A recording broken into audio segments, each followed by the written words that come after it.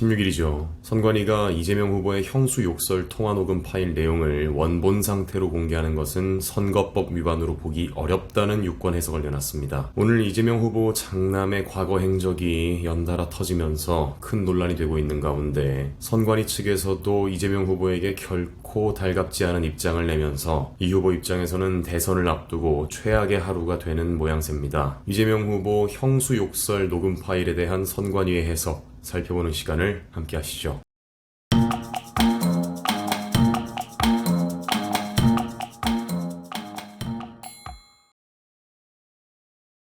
이번 선관위 입장이 나온 유권 해석은 민주당이 직접 의뢰한 겁니다. 민주당 입장에서야 그 형수 욕설이 사실로 드러난 건 오래지만 그 내용을 가만히 듣고 있자면 배후에 어떤 사정이 있었든 대통령을 할 사람은커녕 건전한 상식을 가진 사람이라면 차마 입에 담기도 어려운 내용이다 보니까 원천 차단의 승부수를 띄워본 셈인데요. 지난달 25일 송기현 민주당 법률지원단장이 공직선거법 제251조를 들어 유권 해석을 요청한 겁니다. 해당 녹음 파일은 지극히 사적인 가족 간의 내용이라는 의견을 덧붙여서요. 그러면서 총 3가지 유권 해석을 요청했는데 살펴보면 녹음 파일 전체를 게시, 공개, 유포하는 행위, 녹음 파일 중 욕설 부분만 자의적으로 편집해 2-3분가량으로 게시, 공개, 유포하는 행위, 마지막으로 전체를 공개하되 욕설이 시작되는 시점을 안내하는 행위로 구분되어 있죠. 이에 대해 선관위의 첫 번째 반응은 후보자의 욕설이 포함된 녹음 파일의 원본을 유포하는 것만으로는 후보자 비방죄에 위반된다고 단정하기 어렵다는 겁니다. 그러니까 이게 통화 녹음이니까 통화가 시작되고 종료되기까지의 녹음 원본, 편집이 없는 오리지널을 유포하는 건 잘못된 게 아니라는 취지죠. 다만 편집본에 대해서는 조금 다른 해석을 내놨습니다. 후보자의 욕설 부분만을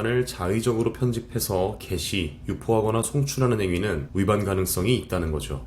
3가지 해석 중에 유일하게 위반의 가능성이 직접적으로 명시됐습니다. 마지막으로 욕설이 나오는 시점을 특정해서 안내하는 행위에 대해서는 동기, 주체, 시기, 방법 등 다양한 면을 두루 고려해서 사안마다 개별적으로 판단해야 한다는 해석입니다. 이건 다소 유보적인 해석이라고 할 수 있겠죠. 위반될 수도 위반되지 않을 수도 있다는 겁니다. 이 후보 측에서는 상당히 당황스러울 겁니다. 민주당 측에서 직접 유권 해석을 선관위에 요청했는데 3가지 경우 중 단 하나만 위반 가능성을 직접적으로 인정받았고 하나는 딱 잘라서 위반이라고 보기 어렵다. 그런 해석. 또 하나는 이도저도 아닌 결과를 얻은 셈이죠. 그럼 이번 선관위의 해석은 이재명에게 절반의 성공이라도 거둔 거냐? 그렇게 보기도 어렵습니다. 지금 이 후보에게 무엇보다 절실한 게 뭐겠습니까? 바로 중도층의 흡수입니다. 이낙연 전 대표와의 경선 이후 친문 세력을 제대로 흡수하지도 못했고 경쟁자인 윤석열 후보는 공정성으로 대표되는 정치 신인이거든요. 그러니까 말 같지도 않은 적폐니 뭐니 하면서 구태정치인이라는 프레임을 씌울 수도 없습니다.